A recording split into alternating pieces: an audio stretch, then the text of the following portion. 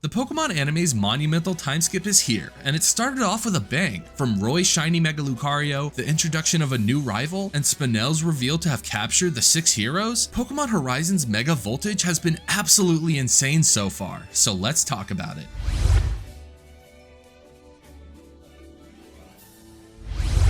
Here are my thoughts on Pokemon Horizons Episode 90. 1 year after the events at Laquium, we get the reintroduction of Roy, and he looks much different. The parallel here with Roy narrating the beginning of this episode is super similar in my opinion to Lico's introduction at the beginning of Horizons, and it looks like Roy's going to be taking over as the quote-unquote main protagonist of Pokemon Horizons for the time being. So instead of Lico, we start with Roy, who seems a lot more mature now. Following a tip from Dot, he's investigating a Slaking that they suspect is affected by Laquium, and their hunch is confirmed when it's acting much more energetic despite it being the world's laziest Pokemon. While doing this, he's interrupted by a brand new character, Ult. This kid is interesting because he has the same goal as Roy, which is to catch the Black Rayquaza, although I'm curious about the dynamic of this quote-unquote rivalry because Roy was super annoyed by Ult. It's also going to be interesting hearing about Ult's backstory and how these two met later down the road. I kind of theorize he might be part of the Draconid people from Oras like Zinnia, since their whole deal is worshipping Rayquaza. Ult's Sableye is almost as chaotic as him, even waking up the Slaking and causing it to go on a rampage. This is where we get the reveal of Roy's Shiny Mega Lucario that he caught during the past year. Took Ash over 20 years to get one, and Roy got one in less than 3. Anyway, the battle with Roy's Lucario and Ult's Mega Sableye was an amazing opportunity to show these two new Pokemon's battling styles, and also see Cap in action again since he's traveling with Roy. After they stop the Slaking, Roy and Dot realize their adventures together aren't over, because of this new threat. So Roy leaves Ult overnight to make his way to find Lico, which transitions into the second part of the episode, bringing us back to Indigo Academy where the series all started. A few revelations here are that number 1, Anne has become a very skilled trainer with her Duat and Sandshrew evolving during the last year, and even being recognized by Blueberry Academy because of her battling abilities. This could mean we'll have an Indigo Disc arc or a string of episodes sometime soon, which I'd be so excited for. Number 2, Lico has been a normal school student for 1 year now, as she was required to go back after the Rising Volt Tacklers disbanded. And finally, Pagogo has been staying inside its Pokeball since the events at Laquium 1 year ago. We also get to see more about how Spinel used Exceed to publicly frame the Rising Volt Tacklers for the disaster, but Lico can't say anything since she doesn't want to draw a connection to herself and her old crew. This is insane and kind of heartbreaking to see that they have to live their lives in secrecy like this. And the episode finishes with Roy making an epic entrance from the sky that is extremely similar to Freed's introduction in episode 1. Overall, this was an amazing start and a great return to Pokemon Horizons. I can't wait to see more.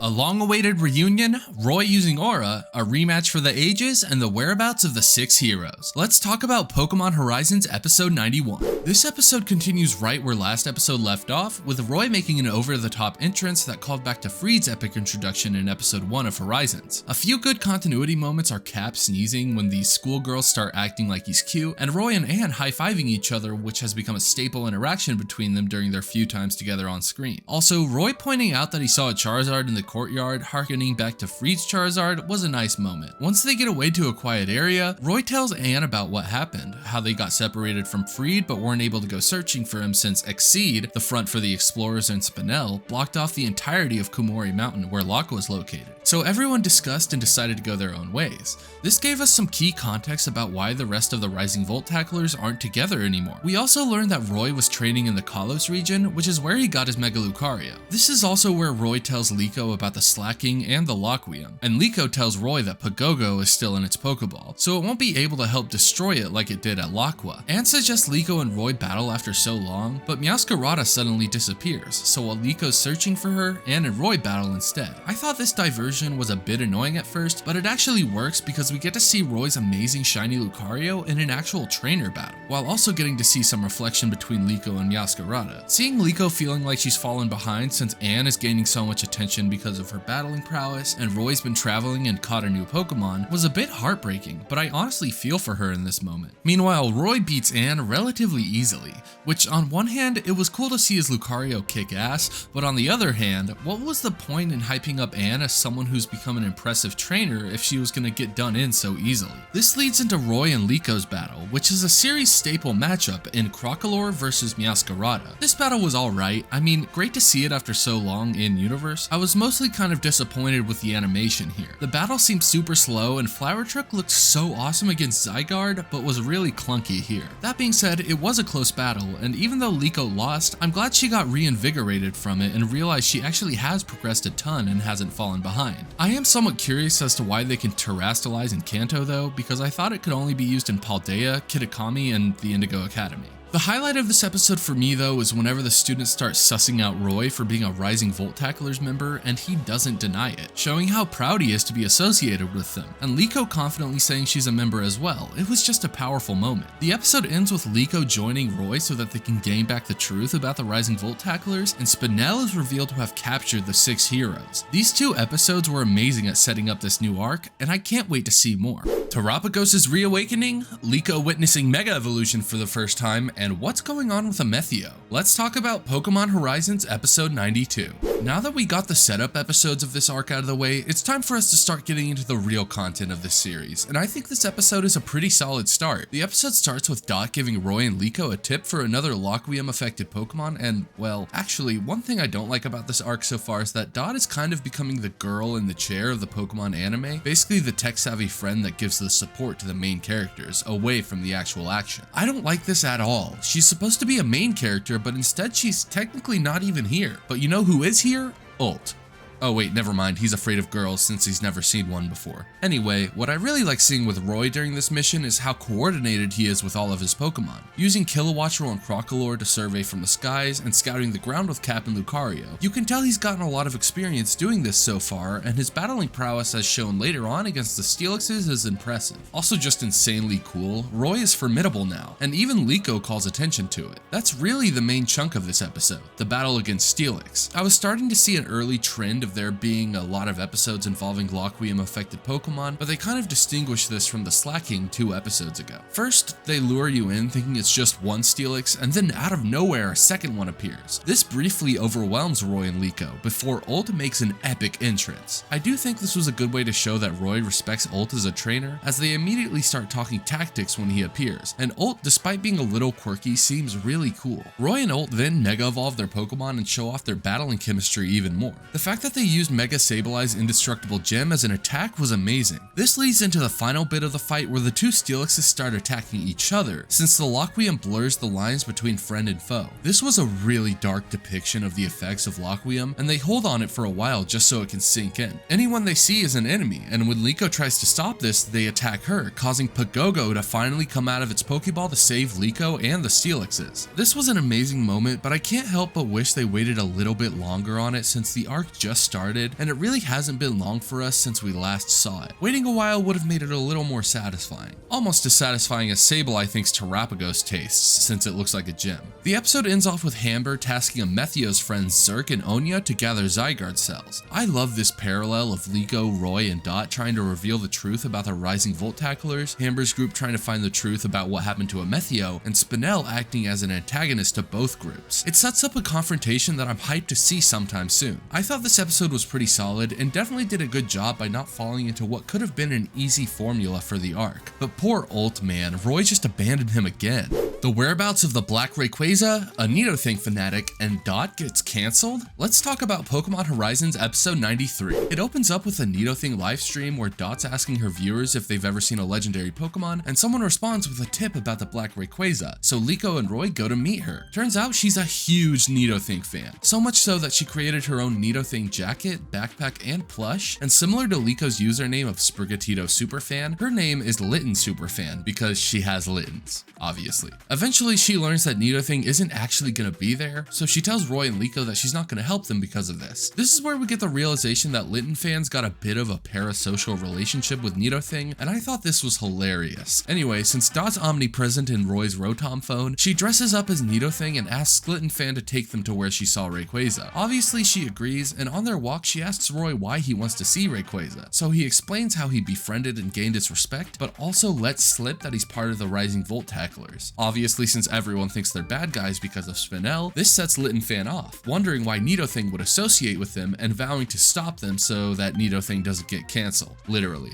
So I do like this part of the episode, honestly, because that gag's a bit funny with the whole, I don't want her to get hate mobbed thing, but the battle between her and Liko is also pretty solid. The animation is still a little bit rough, but definitely better than episode 91. Also, her and her Incineroar being a pretty solid battler was a nice surprise. I'm glad they didn't make Liko lose here because that would have been super stupid, but I'm glad she didn't destroy Incineroar either. Also, Incineroar has a fun and unique personality that we haven't seen on this Pokemon yet. After this is where the episode takes a huge decline for me, as Ult shows up out of nowhere with a group of Dodrio and Fearos chasing him. If Ult is just going to be like Team Rocket, where he randomly shows up every episode to drive the plot towards the end and then leaves, that's going to get really annoying. While Liko and Roy deciding that they should calm the wild Pokemon down without harming them instead of battling was really cool and indicative of their progress as trainers, the entire thing ended up being a huge waste of time, because at the end it's revealed that Litten fan lied about seeing Rayquaza just because she wanted to meet Nidothing. We've seen a select handful of time-wasting filler episodes in Horizons, but this one has to be the most egregious example in my opinion. Literally nothing changes the story, and we're only 4 episodes in. I feel like it's a little too early, and we also don't get anything that's going to direct us for the next few episodes. At the very least, Litten fan realizes that Liko and Roy aren't bad guys, but I didn't really care for this episode much personally. What did you think?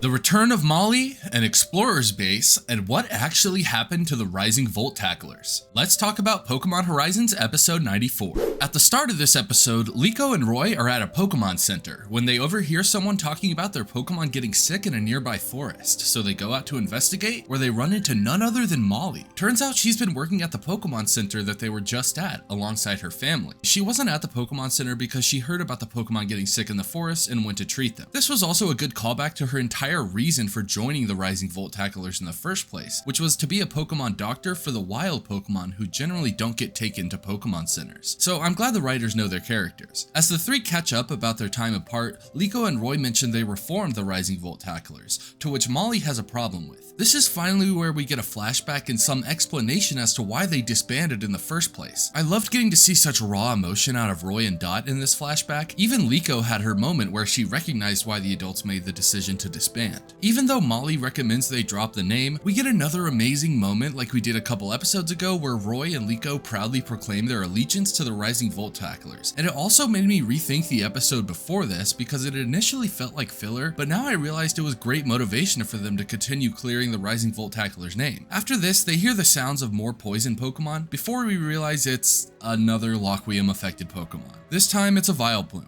Okay, how many times are we going to do this plotline? Well, actually, I think this one's probably the best iteration so far, because Mollie mentions that it normally is a nice Pokemon that lives in the forest, but now it's taken over by Laquium and is going crazy. I also really enjoy the battle. I had thought Roy's Lucario was a little too overpowered so far, so it's nice to see that it can't defeat literally everything. Not only that, but Liko and Roy's starter Pokemon are pretty ineffective here, leaving it mostly up to Hatchrum. But since she's not really an attacker, she gets really scared. This is where the entire group works together and they have great synergy. Side note, I'm so glad we got the Goat's Mousehold back in this episode. They're my favorite Gen 9 Pokemon, and they actually have some good moments in this battle, like when they use Tidy Up to fend off Vileplume's Effect Spore with the help of Roy's Kilowattrel and Cap, and then they use Follow Me to distract it while Hatchrum uses a move. And Hatchrum also terastallizes here, which was awesome, and instead of attacking it, Hatchrum learns Healing Wish to stop Vileplume's rampage. I loved getting to see it find its own way to deal with the Laquium affected Pokemon. With the battle finished and Vileplume healed, Liko and Roy take the opportunity to invite Mollie back to travel with them, but she decides to stay behind and mentions that she'd be open to rejoining them if they had a ship that could fly around. I hope this is teasing for the return of the Brave Olivine and other crew members. We also get some foreshadowing to Exceed selling the Laquium spheres that Spinel used on the 6 heroes back at Laqua to the public. The episode ends with Roy and Liko stumbling on an explorer's facility, which looks like they're pumping Laquium straight into the forest. What an ending, man. I can't wait for what's to come. This arc is getting really good.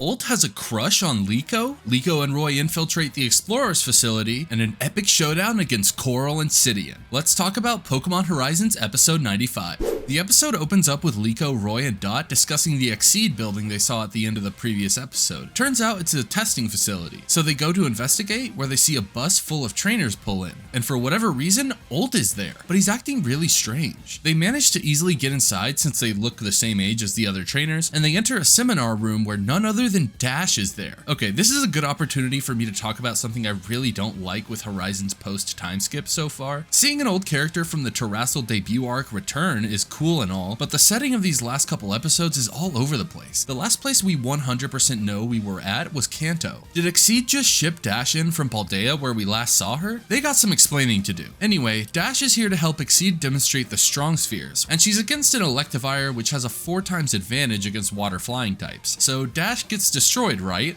Wrong. I'm a fire in my laser! Shortly after that, we get the reintroduction of Coral and Sidian to the anime. Now keep in mind, in the past year, Exceed and Spinel have manipulated the public perception of the company, so everyone thinks these two are Admiral celebrities. I like how they use the Rising Voltacular's music in the background of this scene to demonstrate that the public thinks they're the good guys. Even the crowd gets mad at Roy and Liko for being rude towards Coral. It's a great portrayal of how different things are now. The battle between these four is where the episode picks up though. Early on, Liko and Roy are able to evade the attacks and even land some blows. Great show of their progress, but also Coral and Sidian's as well. That's obviously thrown out the door once they use strong spheres on their Pokemon, but this episode is another great indicator of the devastating effects Laquium have on Pokemon, as Garganacl is clearly taking extra damage, and same with Glalie. That being said, the Laquium effects on actual trainer Pokemon proves to be too much for the protagonists, and they get destroyed, causing Ult to have another epic entrance where he destroys a strong sphere and challenges the explorers. This was so cool, definitely a great Ult episode in my opinion. Sadly, we don't get to see Mega Evolution or an actual battle really, because Glalie uses self-destruct and everyone dies. Just kidding, but they do manage to escape. Also, it turns out that the only reason Ult was acting weird was because he hated being on the bus, and he ends up joining the new Rising Voltaculars. Let's freaking go, I'm so excited. And it's teased by Roy at the end that Ult might have a crush on Liko. Oh wait, that was a mistranslation. The Black Rayquaza returns? Ult has a secret Pokemon, and Dot rejoins the Rising Voltaculars? Let's talk about Pokemon Horizons episode 96. This episode opens up with Pagogo nudging in the direction of a mountain, which is revealed to be the same area that Blackthorn City is in. This addresses the complaint I had with the previous episodes where we didn't really know where we were. Now we know we're in Johto, at least this episode and the last two are. Anyway, this prompts Dot to share a rumor that 1 year ago a Black Rayquaza was seen near the mountain, which gives Ult a lot of energy. Sadly, it's late at night, so Roy suggests they all take a rest and camp out for the evening. This susses out Ult because he thinks that Roy's gonna sneak off and leave him again like he did last time, and I just love this whole camping segment. It shows off Roy's maturity well, along with Ult's immaturity, like when Ult says he's gonna run off and catch Rayquaza first, and Roy is just like, alright, do it then. But we also get a glimpse at Liko's caring nature. I love how she really tries to make Ult feel included, and this even leads to a tease at some sort of character development, as Ult shows off a Dusk Ball with a Pokemon we haven't seen yet. Apparently whatever Pokemon is in here is sort of a motivating force, because Ult wants to get stronger to win its approval. This makes me more excited to learn more about Ult. I'll admit I've been kind of mixed on him so far, and don't get me wrong, he is somewhat annoying in this episode, but when Ult is good, he's great in my opinion. The next day on their way up the mountain, they encounter the Dragon Biker Gang. Apparently they just live on the mountain and cause trouble for no reason. Also, seeing Ult freak out when he realizes they're all girls is hilarious. That being said, we do learn that these guys have some knowledge about Rayquaza, but they refuse to explain anything and they run away. This leads to our second confrontation against this guy. And wait, what the hell is going on here? Anyway, putting that aside, this guy is obviously trying to steal the Dratini eggs for reasons I don't even want to think about. Luckily, Roy, Liko, and Ult work together to stop him, which is a really fun battle because we got to see Mega Evolution again. And this got the attention of the Dragon Biker Gang, who realized that Roy, Liko, and Ult weren't bad guys. So they lead them directly into the Dragon Shrine, where it's revealed that Rayquaza is here. Apparently, these guys are causing trouble because they're trying to distract people from finding Rayquaza. Let's go, dude. I'm so glad to see that Rayquaza's been well. Turns out he came here a year ago and has been resting ever since. I loved Roy and Liko getting the opportunity to tell Rayquaza that he can keep resting and that they'll deal with the Laquium. Rayquaza still approving of the two after so long was a nice moment as well. Also, Ult meets Rayquaza for the first time, and he says Rayquaza is weak because it's resting. Well, he'll get proved wrong eventually, so I'm not worried about that. The end of this episode is a great setup for what's to come, with the suggestion by Dot that they meet up with Murdoch in Paldea, and the reveal that Dot is going to be rejoining the crew in person. I loved this episode. Finally, the gang's gonna be reunited going forward. Pokemon Horizons is finally heating back up again. If you want to see my episode reviews every week when the episode comes out, feel free to subscribe to the channel and follow me on TikTok where I post my reviews as soon as possible after each episode releases.